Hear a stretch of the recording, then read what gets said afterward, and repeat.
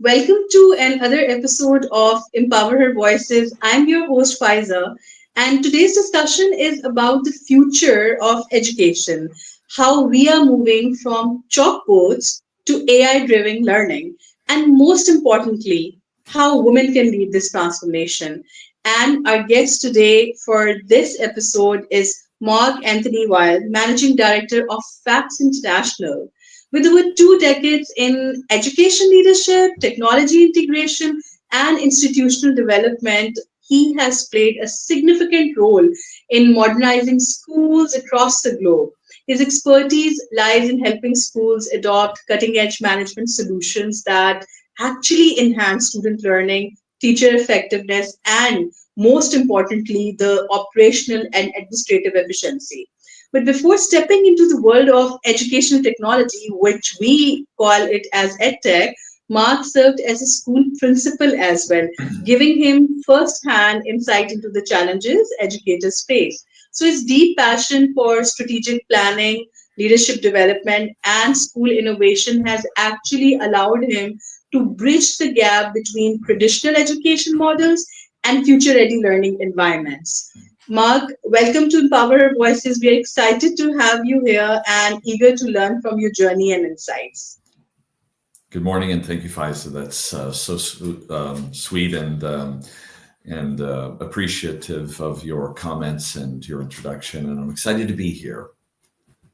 Likewise, and thank you so much for taking time out. We are actually equally excited to know more about this technology integration and the impact because this is something that every educator is talking about nowadays. So, Mark, you have had a remarkable career, like from leading schools as a principal to now shaping global education through Facts International. So, what was the turning point that actually made you shift from that traditional educational leadership to pioneering tech driven school transformation? Yeah, that's a great question. And I've asked myself that question many times because sometimes it is not always something that you can just put your finger on and say, it happened because. I do remember when I started out my career in education, and I was thrust very quickly into my first principalship role. And I always had an intrigue with technology, and I'm dating myself here when I say these things, but computers were really just kind of emerging into business practice at that time. And we brought our first computer into the office for administrative purposes, and we were using it to generate correspondence and merging data with letters and sending them home. And, we felt quite brilliant about that. But the rest of the educational experience in terms of documentation and communication was largely done in a paper fashion, a very traditional paper fashion. But I've always had an intrigue, I feel, with technology and its importance that it can play. And while I look back on my years of leadership in schools really fondly, I do actually miss that element of my professional life. I really always wanted to do something that would have a larger global impact. And so I was given an opportunity to join the company that I'm a part of now. And we were groundbreaking at that time because we were introducing technology that really was, to our awareness, one of the first cloud-based management solutions that was in the marketplace. Now it's, with very mainstream, to have technologies that are in the cloud, but at that time it was groundbreaking. And we saw the transformative impact that had. And I think it was particularly interesting to me because I started using this technology that I now propagate and promote globally. I used it in my last school director role. And I was managing a really amazing boarding institution. And we had parents from students from all around the globe. And these parents were frustrated because it was taking them weeks to get communication through like snail mail. Hmm. And so we were looking for a product that would allow us to be able to communicate with our parents more effectively, no matter where they Hmm. were, Korea, Africa. And so that's how I discovered the platform that I'm a part of now with this company. And we seized a hold of that, and it was completely transformative for us. These parents, you could not believe how grateful they were to be able to Hmm. receive instantaneously input from our institution to help them do what they're supposed to be doing Hmm. in the first place and what they want to do, which is to be a stakeholder. They want Yeah. to be a part of that journey True. and influence their children each day in a way that will help those children self-actualize. Yeah, true. I totally agree with you, Mark. When we talk about schools, as you have been into the leadership position, parent treating parent or taking parent as a stakeholder is, I guess, really crucial because only then they'll have the confidence that fine, if my child is going to this school is actually acting like a community in which there's this triangle of school management, student, and parent, and this is really really important to make them feel comfortable, and then they'll be at ease, then they'll be more comfortable, and then they'll become your ambassadors. And it's really so you've mentioned that this the company where you are right now, Fax International, they introduce first cloud-based management solutions, right? And if I'm not wrong, it's the enterprise resource planning, the student management information system. So it was launched like back in which year at that time? Well, we really started promoting the solution around 2000, the year 2000. So, I mean, that's Okay. sounding like a long time ago. Yeah, exactly. And when 25 I years ago. Yeah, exactly. And So, so you can kind of see how that timing of introducing a cloud-based solution would have yeah. been pretty transformative and innovative at that time. True. And I, so I was one of the quote unquote beta users as a school director. And then when I joined the Mm. organization, I think we had about 40 schools at that time.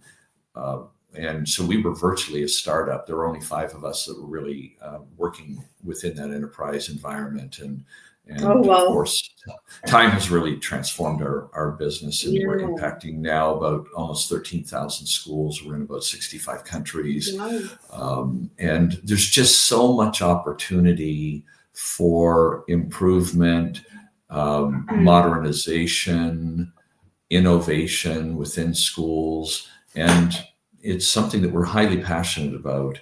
And it's Hmm. not really, at the end of the day, it's not about the technology from an efficiency standpoint. Yeah. That is an absolute asset that comes with using technologies, or it should come with technologies, but it's really about enabling a level of connective tissue between stakeholders that transforms the way in which people interact and the information that they have that they're basing their decisions upon.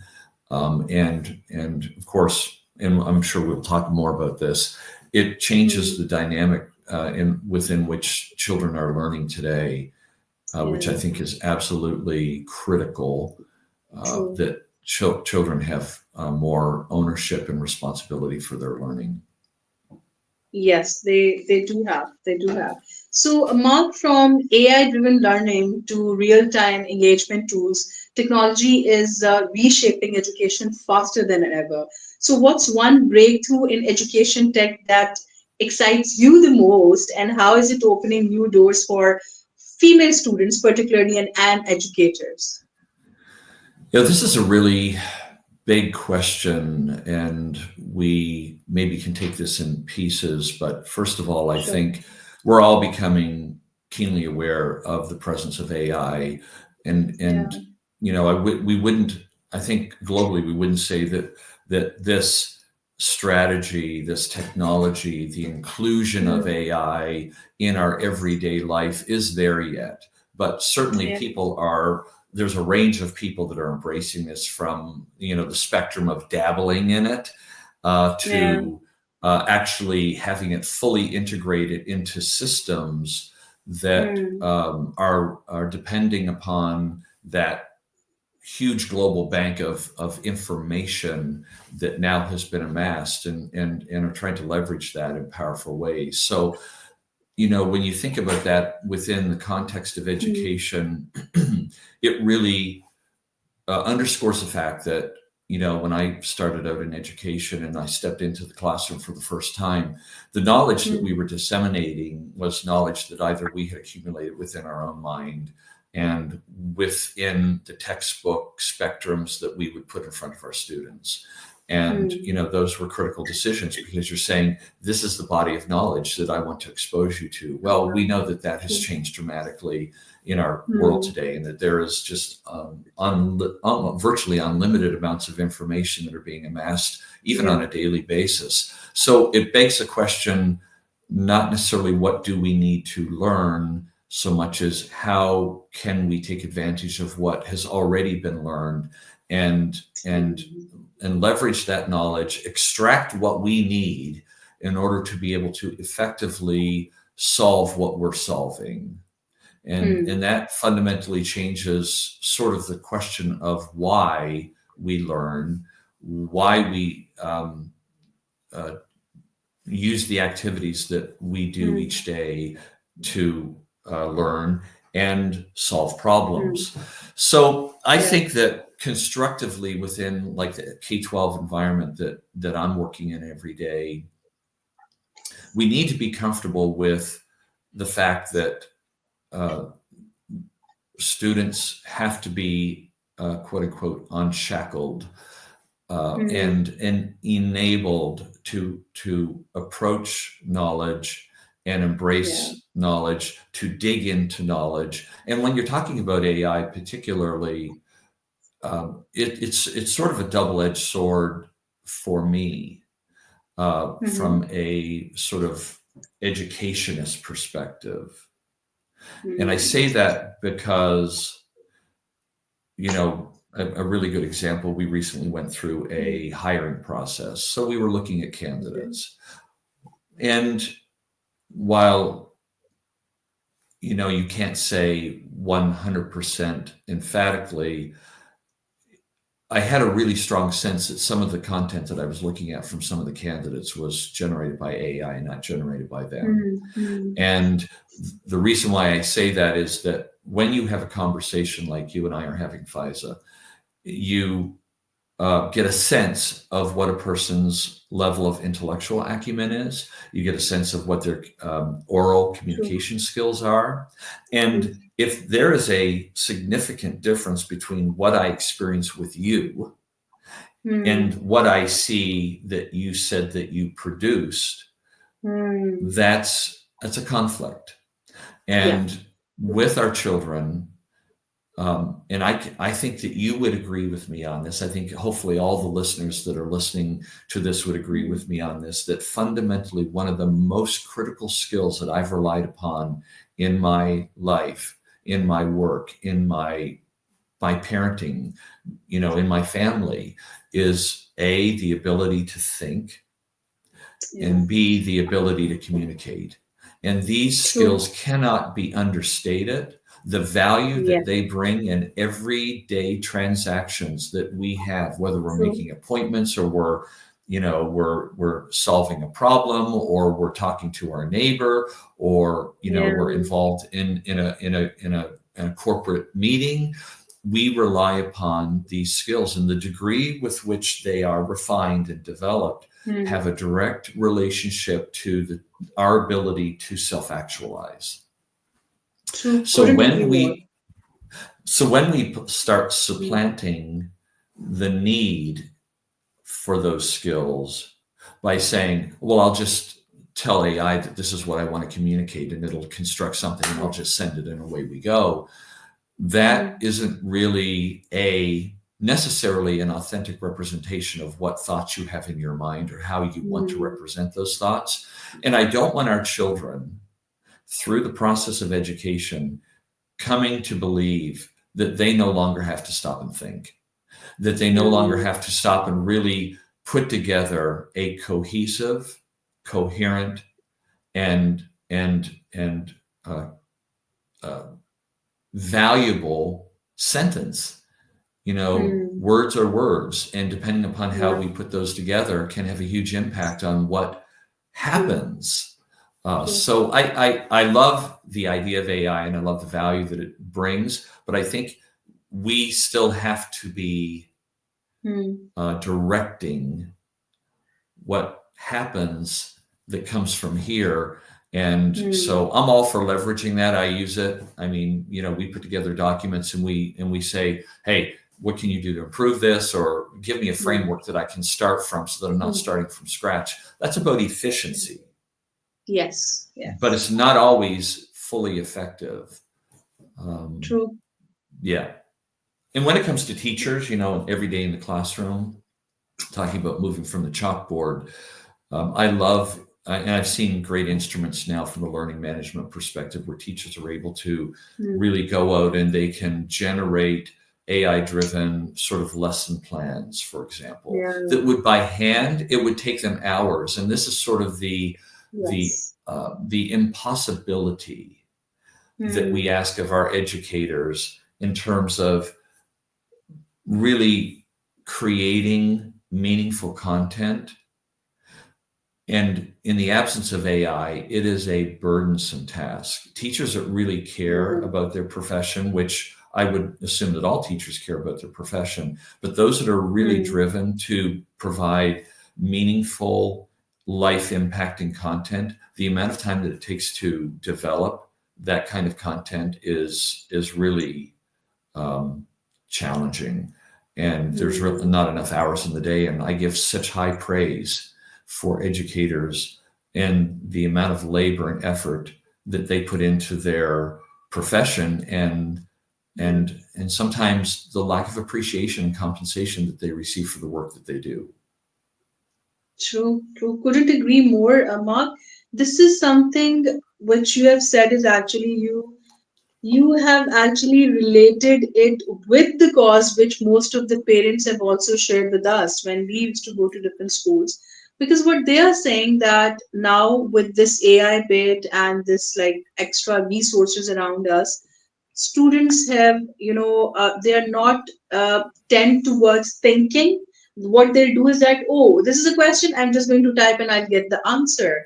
So as you have said that the ability to think and ability to communicate is the most important skills. And at the end of the day, when the teacher is going to sit right in front of the school head or the principal, and if she has done everything from AI, let's suppose we are taking example of a lesson from science. So the principal sitting over there on the other side of the table will exactly get the point that, okay, this is not your work. So yes, I agree with you that the educators or even the students, yes, they should use it, but then they should use it in a way that the thought should be there.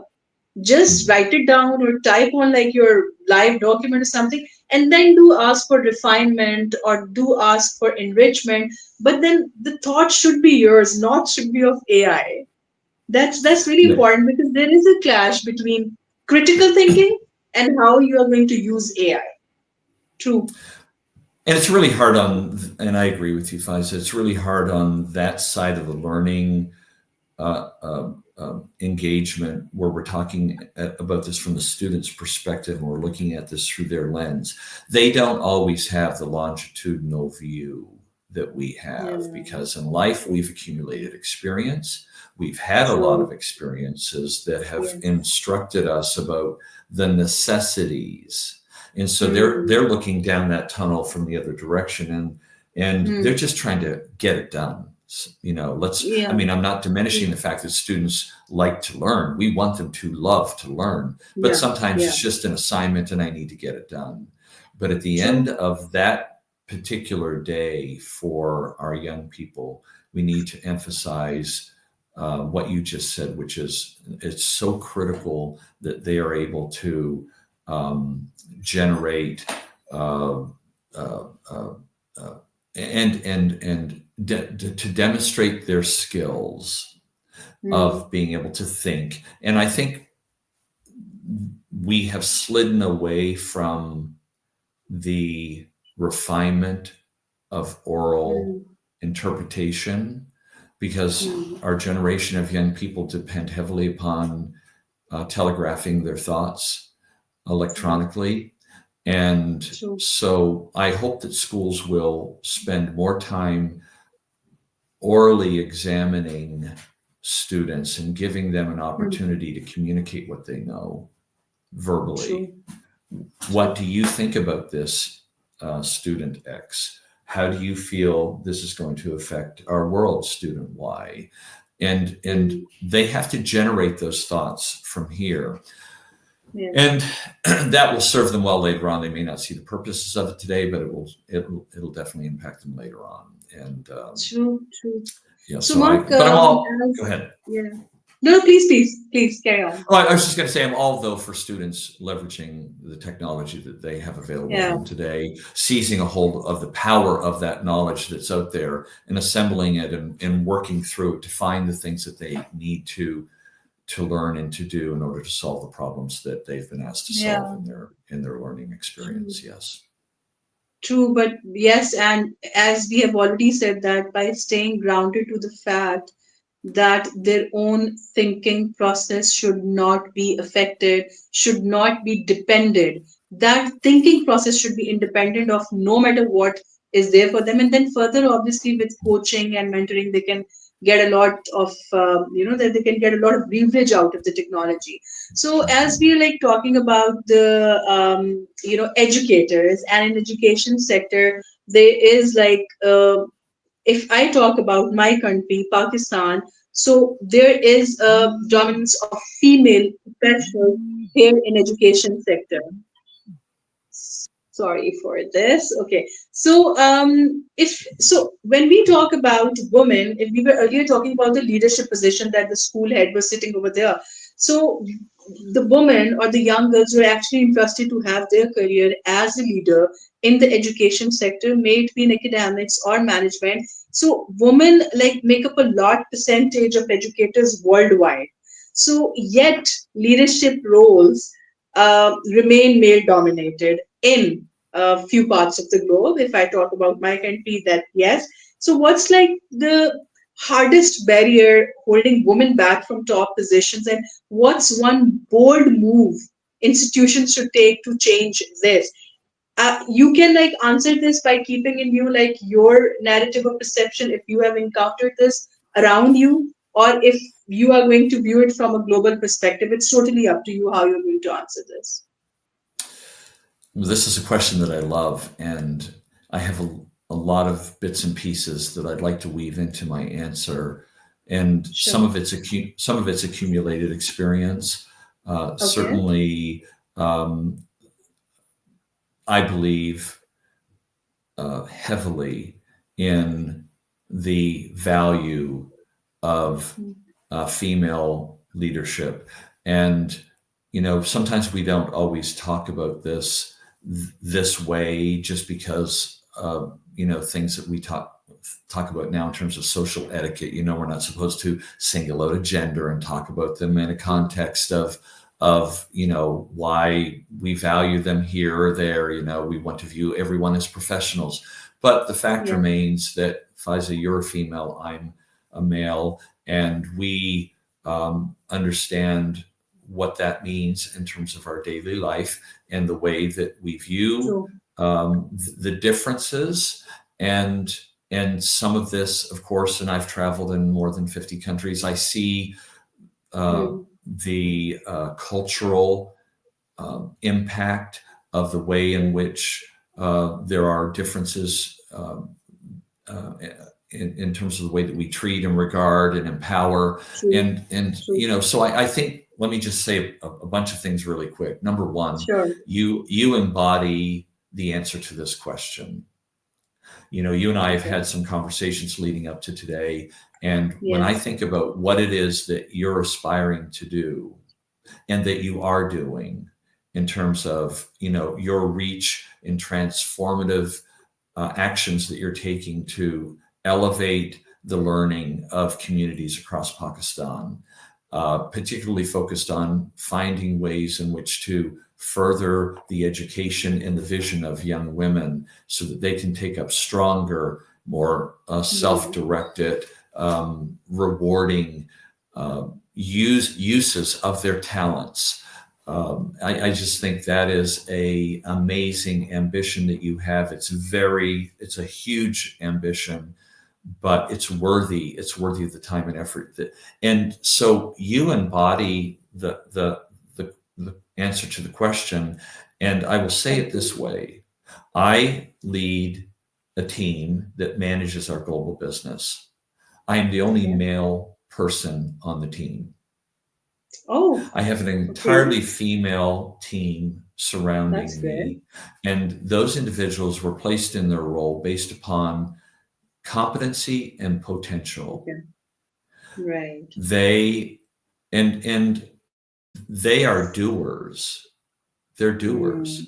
And so when you talk about educational leadership, when you talk about the instructional force that we have globally in K-12 education, for example, it is it is heavily weighted on the classroom side with females. But as you say, Mm. there's so much opportunity for growth in the leadership side in bringing more females into that arena. But we need to Mm. do that. We need to do that because a female professionals, from my experience, are doers. They are action focused, and they have to be that way because you know the respect that they deserve for the amount of multitasking that they often do in their lives, because they're women are caregivers by general nature. So they're taking care of a lot of things in their life, whether it be a family, a spouse, Mm. parents, True. and siblings, True. on top of the fact that they're trying to further their own career in their work. And Mm. so there's a lot of things going on in their world. And so as a result, they're very action oriented. True. And that makes them highly effective in leadership roles, because that's one of the things that we see as an impediment to effective institutions is either lack of action or like being frozen and just not knowing what action to Mm. take. So making efficient decisions, taking actions, getting things done is critical to all businesses, all institutions, and it Mm. certainly is true of education as well. And so there's that, and there is also a level of intuition that Mm. that is embodied within the female psychology, that gives them an added bonus that I will never have, where they are able to see, I call it like four-dimensional views of Okay. their world, their environment. So things that I might miss and not be alert to, they're seeing and understanding way earlier. And so when you're Mm. dealing with a community of a school, think about the Mm. stakeholders that you have in such a community. You Right. have your administrative core, you have your instructional team, you have your True. students, you have your parent constituents, you have your regional Mm. businesses, you have your Yeah. board of directors, you have a lot of stakeholders, a lot of stakeholder groups.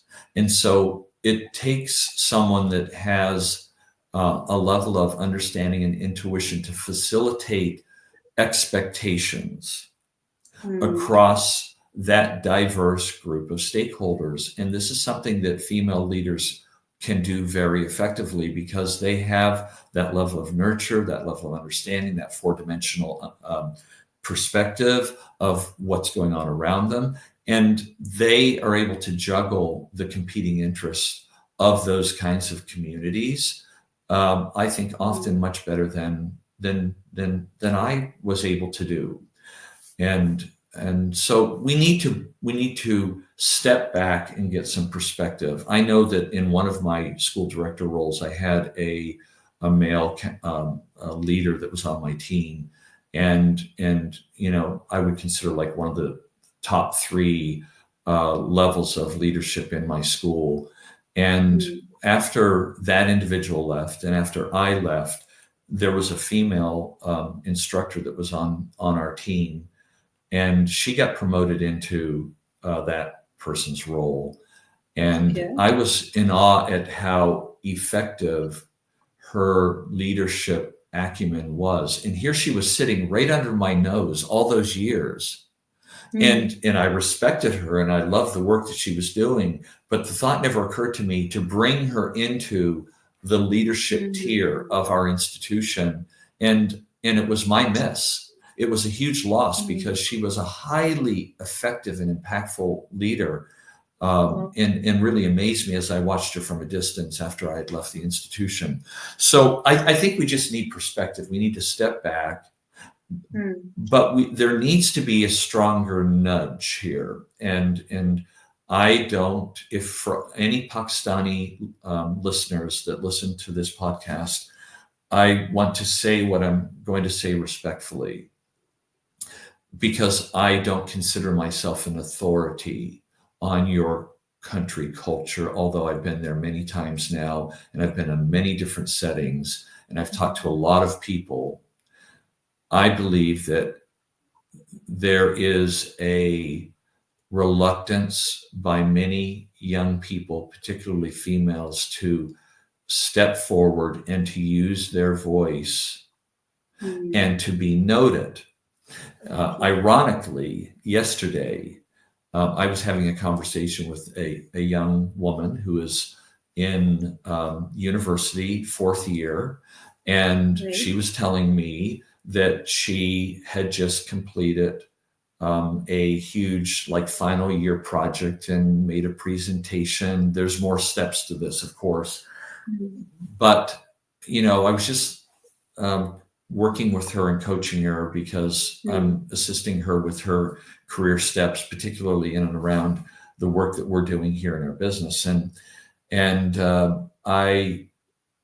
I'm trying to encourage and embolden the kind of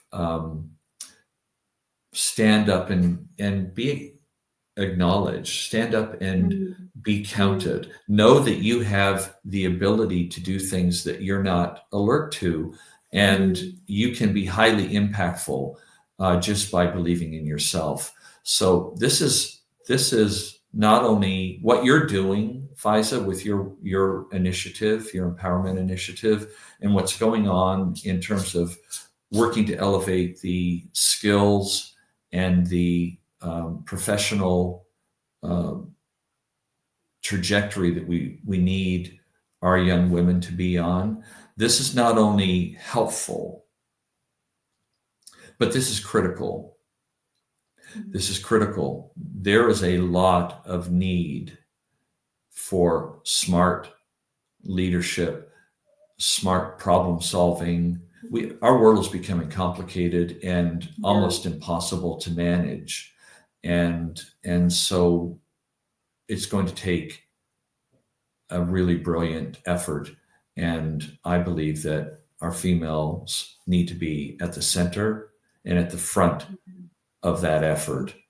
True. And we need to make sure that they are given every opportunity to self actualize into those roles. True. Thank you so much, Mark. It's really encouraging, and I'm sure for the female viewers out there and the young girls, as Mark has said, that you need to step out, you need to be vocal, and you need to actually feel that term that he has just used, self-actualization. So at the end of the day, it's in your hands. You have to step out. You have to speak for yourself, and the skills that you have at times, as Mark has shared, that at times you're not even aware of, like what your skills are or how impactful your contribution can be. But trust me, even if it's 1%, one step at a time, it is going to make impact. So, Mark, taking it further, with AI and digital learning transforming classrooms, what skills will define the most successful, if we are just going to put a label around it, let's suppose successful female leaders in education over the next decade. So, by keeping in view this entire transformation, how what do you suggest the female leaders to go for if we'll just talk about next 10 years? Sure. Well, this is something that I've talked about on different occasions. And and I'm going to come back to it just because I believe that it's the answer, my preferred answer to your question. Yes. If you think about, for any females that are listening, any parents, but we're talking about empowerment of women. If you Yes. think about what the conversation sounds like at home, particularly if you have children, Mm. and you're talking to your children and you're suggesting to them that they need to learn, and why, mommy, do I have to learn this? It doesn't seem to be important. And it's about the learning, and it's about the discovery, and it's about the fact that you are a placeholder Yeah. in this society, whether you're Mm. talking about the street that we live on, the community Yes. that we live in, the province that we live in, the country we live in. Mm. You are a piece of the fabric of that. There Yeah. is a True. placeholder that you hold. What are you Mm. going to be? What are you going to do that's going to be impactful on others? Mm. So when we think about that conversation that we've all had with our children as parents, schools have to begin to think about this the same way. In other words, if I'm standing at the threshold of my school front entrance and I'm watching students stream by me, which is something that I love to do, and I've done this in your Mm. country, when I've gone out and Mm. I've visited schools, I like to just stand there and watch the children walk by and Mm. look in their faces, Mm. see their smiles and their big eyes and their curiosity, and Mm. so we have to start thinking about these young minds as critical assets to the Mm. success of our society and our planet. And as a result of that, and I love this example, I was attending a conference once and I was listening to some of the top Asian school directors talk about their innovative schools. And there was one particular school that was in China, and they were really trying to upend traditional school operations and norms. And so their children, this is a pre-tertiary institution, their children did not attend formal classes every day. They did attend them, Yeah. but Okay. they did not attend them every day because a lot of their time was spent in a learning structure where when they entered the school, Mm. they were asked to identify what their top talent was that they believed that they had. And so Okay. one full day of every learning week, they Mm. invested one full day in developing that talent, whatever that talent might be. It could have been, they had propensities toward building things or Yeah. creating things, or they were a musician, or they were an artist, or whatever those skill Mm. sets that Mm. were identified by them and their family early on. They spent a whole day developing those talent sets. And then they Wow. also scheduled appointments with their teachers to go and have consultations with them about what they were learning in their general studies as well. So I say all that because there was one particular student who, Mm. by the time they graduated from high school, they had already in their personal skill set developed a an, a medical instrument Okay. that they patented and that was being used Wow. in real life surgical situations Mm. to help save lives. Now, Wow. that doesn't happen every day. And I would venture to say that that isn't going to ever happen any day where we Mm. don't take children who are gifted. All children are gifted in some Yeah. way, shape, All or form. true. Find out what that True. is and really pour fuel on that. So I think Mm. that this is something, and so bringing that back to your question in terms of, when you look across the landscape of education, you see the level of female and women in their presence, and looking at getting more female leaders in the role of school leadership. Mhm. These are the kinds of things that They um, need to do. a woman in a Hmm. leadership position, and I come back to that four-dimensional statement that I made earlier, Yeah. they have intuition and the ability to go and extract something from a young mind and say, you know what? I see something in you. And I don't know if you Hmm. see it, but I see it. And this is something that I want you to think more about and realize that you've been given some special talents or special gifts in this area of your life, and we need to do something more with that. Now, I happen to think that Faiza, you're probably better at doing that than I am, just because of your psychology and that fourth dimension of knowledge and insight and ability that you have. And so, do women have the opportunity to play a more direct role and an impactful role in education and in leadership? Absolutely. Are they doing that enough? No, they are not. And we need to make room for them to Hmm. come into these kinds of Hmm. environments and to see things Hmm. that we're not seeing, and to really Hmm. build a much more transformative institution than maybe we see in some of these institutions today. You might disagree True. with me. I don't know what our listeners' reaction is, Yeah, but this is I totally my own agree personal with you. conviction. Yeah, I totally agree with you because you know what you have just said at the end, that if that leader, if that it's so let's suppose we're talking about a coordinator who's working in a school and she wished to become the school head and later director. So what is the professional trajectory that she needs to keep in mind is the more she'll be connected with the learners, the more she's going to bring out the best out of them. As you said that she should just go and ask, okay, fine, I see something special. So it's Mhm. 100% relatable to what is happening right now in the schools. It's just that opportunities are like roaming around the teachers or the coordinators. They just need to tap, unfold, and then just get the maximum out of it. And it's a very beautiful way of doing it because the more it's in human psychology as well. The more connected you are on personal level with someone, the person will be more comfortable with you, and he or she will have more faith. And whatever you're going to tell them, they'll listen to you because over here they have just understood, oh, it's my safe zone. So the brain will give them this connection, oh, it's your safe zone, safe person. So yes, the doors will be open and then they'll learn more. And ultimately, this is going to have a positive impact on the performance of that leader, teacher, or whatsoever. So this is like a very I guess you have endorsed something really great when it comes to working more on the skill based education of a child.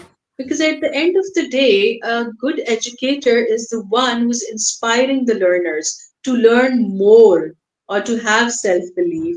So I'm sure that this is something very useful for the young girls or even who have just stepped into education, and for the leaders who wish to proceed more. So if you're going to follow this thing, I'm sure you must have followed somewhere. That's why you're there in the leadership position. But then it's a process of continuous evolution. So, Mark, just to wrap it up, it was very insightful from your end, I must say, because it's very well said that if a person has a grassroots level, if you have worked from the ground level, you can always relate to anything when it comes to education. And being an educator, you're not just a technologist now, not just an edtech expert. You have worked, you have led the school, you know what are the ground realities over there while you're heading the school. So if you could give just one powerful piece of advice, though you have already given a couple of advices, to the women out there who want to lead the future of education, what would it be? Well, there's an important scripture that says, "Blessed are the meek, for they shall inherit the earth."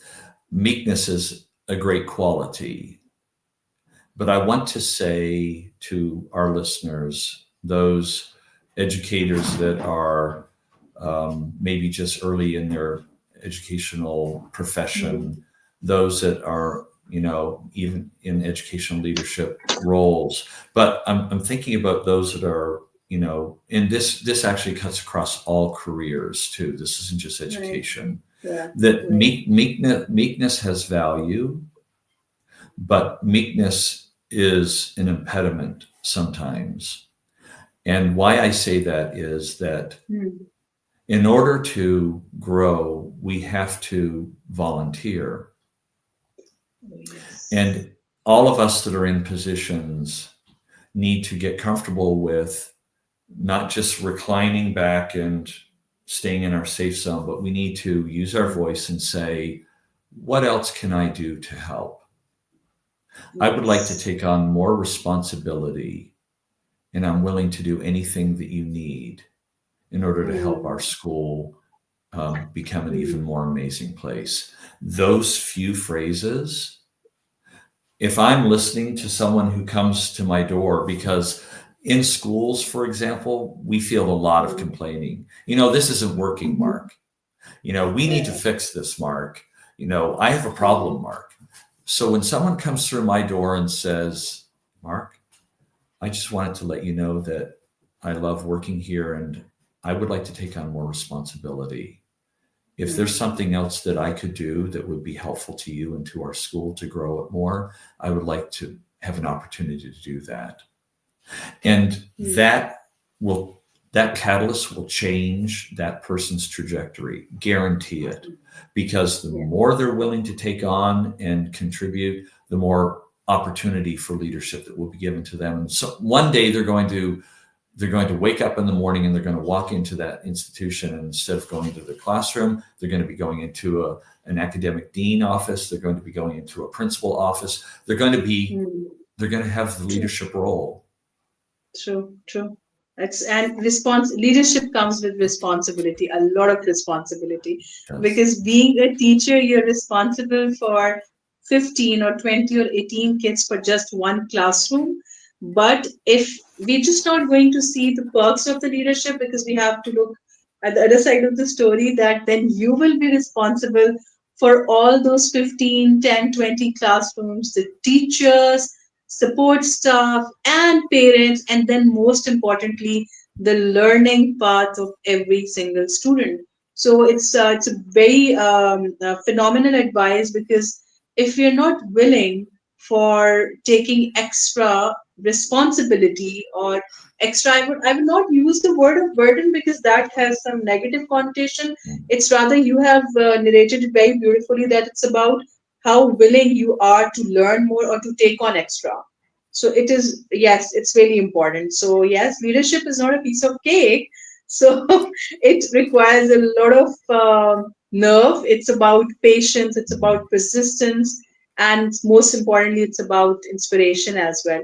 So Mark, this has been truly insightful conversation, and to be honest, your thoughts on education, innovation, leadership, and most importantly, the way you have narrated how women can be more empowered, what they're supposed to do, has given us so much to think about. So thank you so much for your time.